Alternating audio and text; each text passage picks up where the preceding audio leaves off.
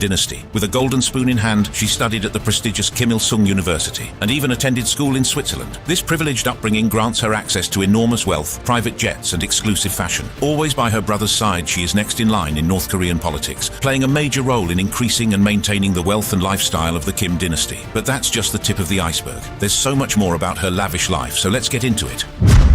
The lavish lifestyle.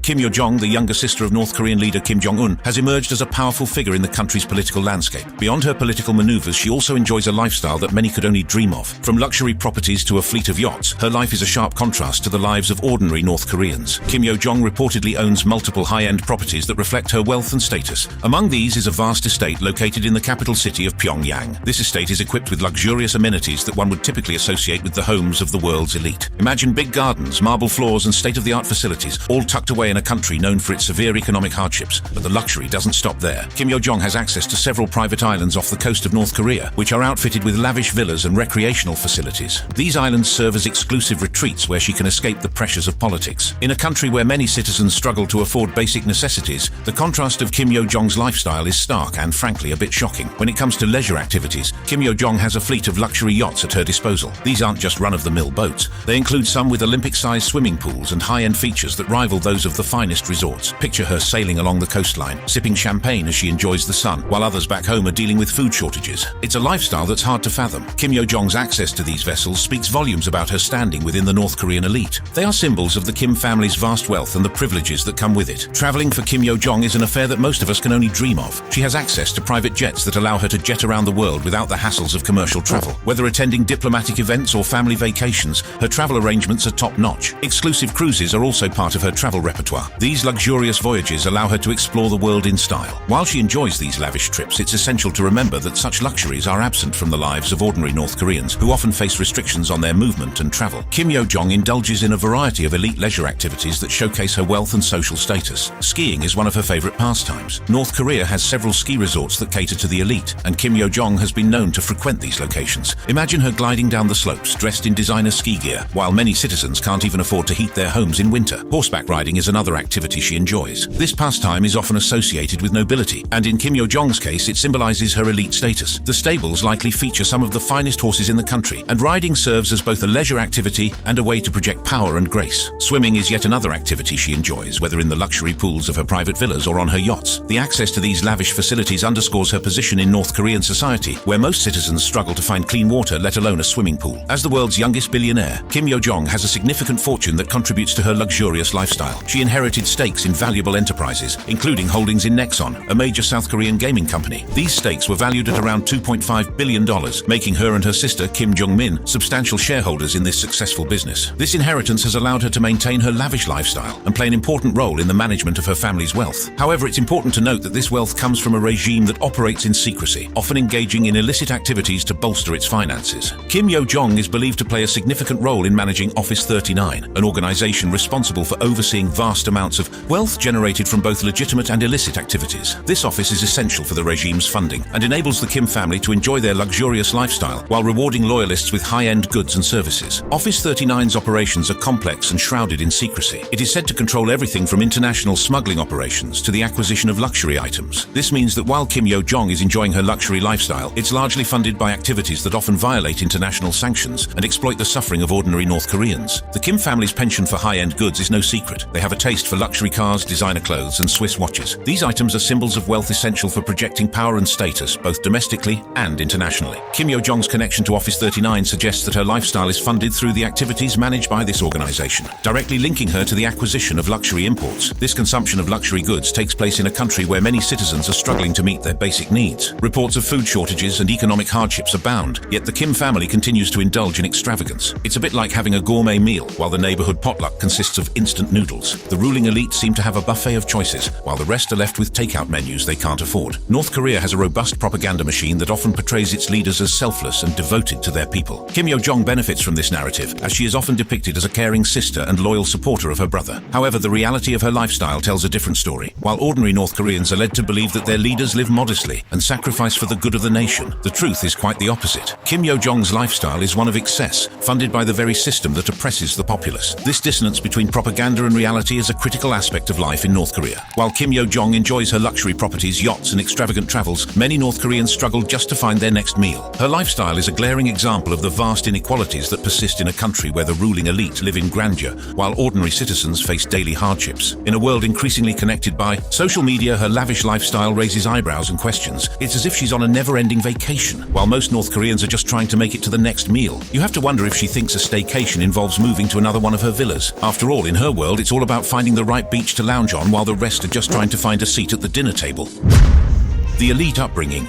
Kim Yo-jong, sister to North Korea's supreme leader Kim Jong Un, is one of the most influential women in global politics today. Her rise within the regime has made her a key figure in shaping North Korea's policies and public image. However, before she stepped onto the world stage, her life was one of privilege, surrounded by luxury and power, an extreme contrast to the extreme poverty that the average North Korean endures. Kim Yo-jong is no mere sibling of the North Korean dictator. She has held several critical positions within the regime and is often seen as her brother's closest confidant. She serves as a member of the Politburo, the Central Committee of the Workers' Party of Korea, and as the Deputy Director of the Publicity and Information Department. Her primary role is controlling the regime's public messaging and image, making sure that the Kim family narrative remains untouchable both domestically and internationally. Her presence at high-profile events like her role as a key envoy during the 2018 Winter Olympics in South Korea and the summits between Kim Jong Un and US President Donald Trump showcases her growing influence. Despite her relatively young age, Kim Yo-jong has become a critical part of the Kim regime's machinery, and there's speculation that she could be a possible successor if something happens to her brother. But her path to power is not just about her political understanding. It's deeply tied to the resources, connections, and privileges she was born into. Being the youngest daughter of Kim Jong-il, Kim Yo-jong's life from birth was nothing short of extraordinary. As part of the ruling Kim dynasty, she enjoyed access to wealth and luxury that was unimaginable for ordinary North Koreans. While much of the country has historically struggled with poverty and famine, the Kim family has always lived in comfort, and this contrast only serves to reinforce their position at the top. Kim Yo-jong grew up in the family's luxurious palaces, where she was surrounded by material comforts that most could only dream of. The Kims own multiple palatial estates across North Korea, each decked out with swimming pools, private cinemas, and expansive gardens. These were fortresses of power, designed to insulate the family from the outside world and reinforce their untouchable status. From an early age, Kim Yo-jong had access to some of the most expensive goods in the world. Despite the strict international sanctions placed on North Korea, the Kim family has always managed to import luxury items.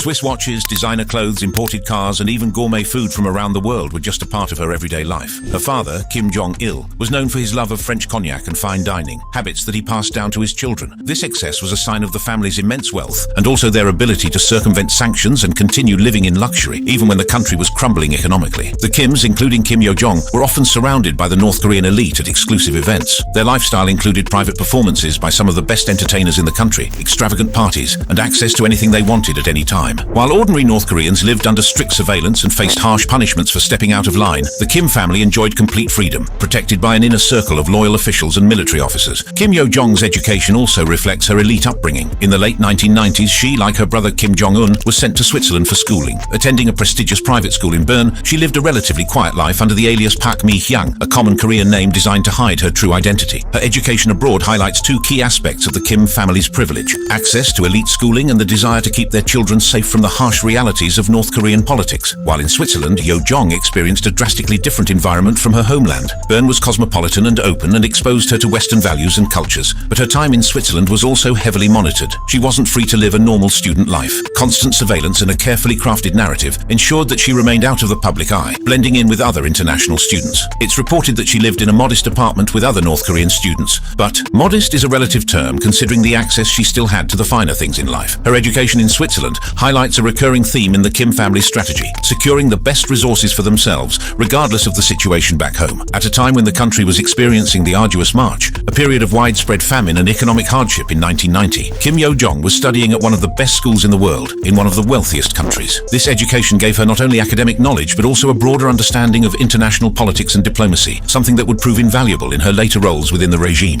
Throughout Kim Yo-jong's life, the Kim family has maintained an insatiable appetite for luxury goods. This has been a constant, even as the country has faced severe sanctions and economic isolation. The Kim dynasty's obsession with foreign imports, particularly from Western countries, demonstrates not just their immense wealth, but also their disregard for the struggles of the average North Korean citizen. One of the most well-documented aspects of the Kim family's lifestyle is their love for luxury cars. The family has an extensive fleet of imported vehicles, including Mercedes-Benz, BMW, and Rolls-Royce cars, all of which are regularly seen transporting Kim Jong Un and his entourage. Despite international sanctions designed to curb the regime's access to luxury goods, the Kims have always found ways to smuggle these items into the country, often using diplomatic channels or shadowy middlemen in countries like China and Russia. Another key symbol of the family's wealth is their vast collection of Swiss watches. Both Kim Jong-il and Kim Jong-un have been photographed wearing watches from high-end brands like Rolex and Patek Philippe, a far cry from the average North Korean, many of whom struggle to afford basic necessities. Kim Yo-jong, though less publicly ostentatious, likely shares in this family tradition of indulgence. The Kim family's consumption of luxury goods is about projecting an image of strength and power. In North Korea's tightly controlled society, the Kims are portrayed as near deities. Their ability to obtain luxury goods despite international sanctions reinforces this image, showing that they are above the rules that apply to everyone else. Kim Yo-jong's political ascent has been closely tied to her family's wealth and influence. Upon returning to North Korea after her education abroad,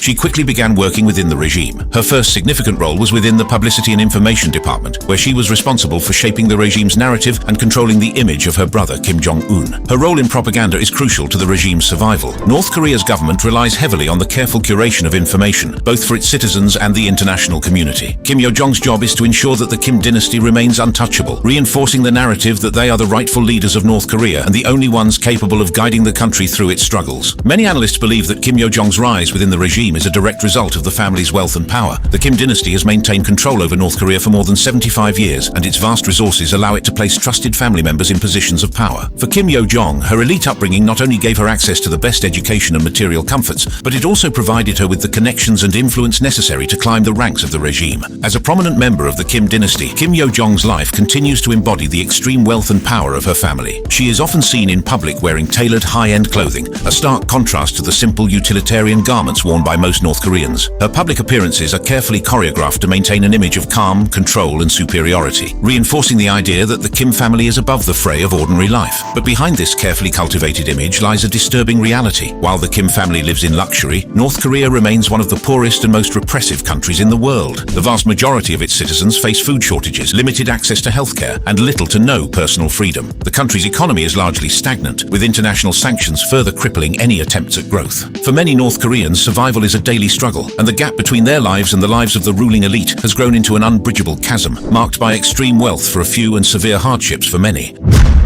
The Kim family spending.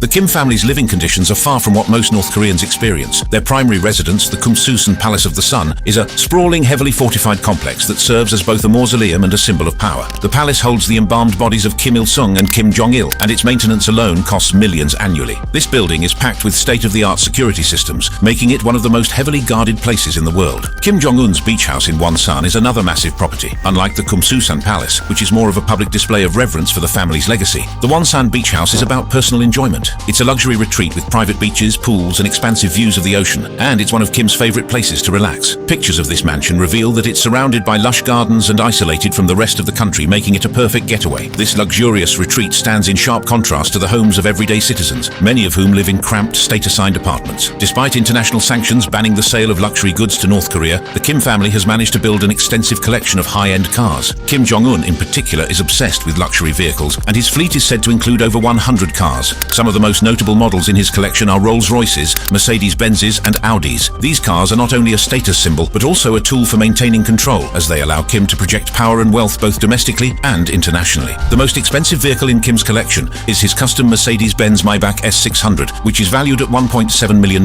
This vehicle is essentially a mobile fortress, equipped with bulletproof windows, advanced security features, and a custom interior. This car was smuggled into North Korea through a network of intermediaries, allowing Kim to bypass sanctions and maintain his luxurious lifestyle. Luxury doesn't stop at cars for the Kim family, it extends to every aspect of their lives, including clothing. Kim Jong-un is known to wear custom-tailored suits, often made from the finest materials sourced from around the world. His suits are carefully crafted to project authority and power, and he reportedly prefers high-end Italian and French designers. Beyond suits, the family's collection of luxury goods includes expensive watches, often from brands like Patek Philippe, Rolex, and Movado. These watches are functional accessories and symbols of status and wealth. Kim has been spotted wearing some of the most expensive timepieces in the world, which can cost upwards upwards of $100,000 per watch. The fact that the Kim family has access to such goods despite stringent sanctions reveals the deep network of smugglers and intermediaries they rely on to maintain their extravagant lifestyles. Food is another area where the Kim family spares no expense. While the majority of North Koreans struggle with food shortages, Kim Jong Un dines on some of the world's rarest and most expensive delicacies. His meals often include Kobe beef imported from Japan, which can cost hundreds of dollars per pound. He's also known to enjoy Iranian caviar and shark fin soup, both of which are delicacies that are rare even for the wealthiest people in the world. In addition to these gourmet dishes, Kim has a particular fondness for French Bordeaux wines. There's a well-documented story where he allegedly consumed 10 bottles of Bordeaux in a single night. Bordeaux wines can cost anywhere from $300 to $1,000 per bottle, so one evening's indulgence could easily total more than $10,000. Kim's love for gourmet food doesn't stop with meat and wine. He's also reported to fly in exotic fruits and matsutake mushrooms, making sure that his meals are always prepared with the finest ingredients available. Luxury on land isn't enough for the Kim family, who also have access to a fleet of private aircraft. Kim Jong Un's personal jet, a custom IL-62M, is essentially a flying palace, complete with plush interiors, leather seats, and state-of-the-art technology. The aircraft is also equipped with advanced security features, making it one of the safest ways for Kim to travel. When he's not in the air, he's often seen aboard his $7 million yacht, which features luxurious amenities like a helicopter pad and high-end furnishings. This yacht isn't just for leisure, though it's also used as a discreet means of travel, allowing Kim to move without drawing too much attention. His yacht, known to be around 100 meters long, is perfect for private voyages along North Korea's coast. In addition to the large yacht, the family reportedly has a fleet of smaller vessels used for everything from private excursions to security operations, further separating the Kims from the people they rule. Kim's wealth extends beyond North Korea's borders. There are rumors of international investments, including luxury properties in Singapore and real estate in Hong Kong. These properties are also potential safe havens should Kim or his family ever need to leave North Korea. The choice of these locations is strategic, as both Singapore and Hong Kong are global financial hubs, offering privacy and security for the family's wealth. The Singapore properties in particular have been the subject of speculation, especially after Kim Jong Un visited the city-state for his summit with US President Donald Trump in 2018. These properties are said to be discreetly managed, ensuring that they don't draw attention from international authorities. Perhaps one of the most controversial aspects of the Kim family's excess is the Kipumjo, or pleasure squad. This group reportedly consists of young women who are selected for their beauty and loyalty to entertain Kim and his inner circle. The Kipumjo is divided into various squads, each responsible for different tasks: entertainment, massage, and sexual intimacy. Members of the Kipumjo are selected through a rigorous process that includes political vetting and medical examinations to ensure their loyalty and virginity. The existence of this group has been confirmed by defectors, but the exact details of their activities remain shrouded in secrecy. The Kipumjo is another example of how the Kim family uses its wealth and power to satisfy their personal desires, no matter how controversial. Despite the many international sanctions imposed on North Korea, the Kim family continues to live in luxury. These sanctions are designed to cut off access to high-end goods, but the family has found ways to circumvent them through black market networks and international intermediaries. Many of their luxury items, from cars to food, are imported through China and Russia, where sympathetic parties help them avoid sanctions. For example, the Mercedes-Benz Maybach S600 was reportedly smuggled into North Korea through a series of transactions that began in Germany, passed through China, and eventually made their way to North Korea. These smuggling operations are sophisticated, often involving front companies and offshore accounts to hide the true nature of the transactions. The Kim family's spending is a strong contrast to the lives of ordinary North Koreans. While the majority of the population struggles with poverty, food shortages, and limited access to basic services, the Kims live in opulence. Their palaces, luxury cars, private jets, and international investments paint a picture of a family that is deeply insulated from the realities of the country they rule. Despite international efforts to curb their spending through sanctions, the Kims continue to enjoy a life of excess, built on the backs of a suffering nation, and continue to stay in power, and will go to any lengths to maintain their grip on North Korea. So, there you have it, the luxury lifestyle of Kim Jong Un's sister and their dynasty. Thanks for tuning in. If you enjoy our content, our newest videos are just a click away.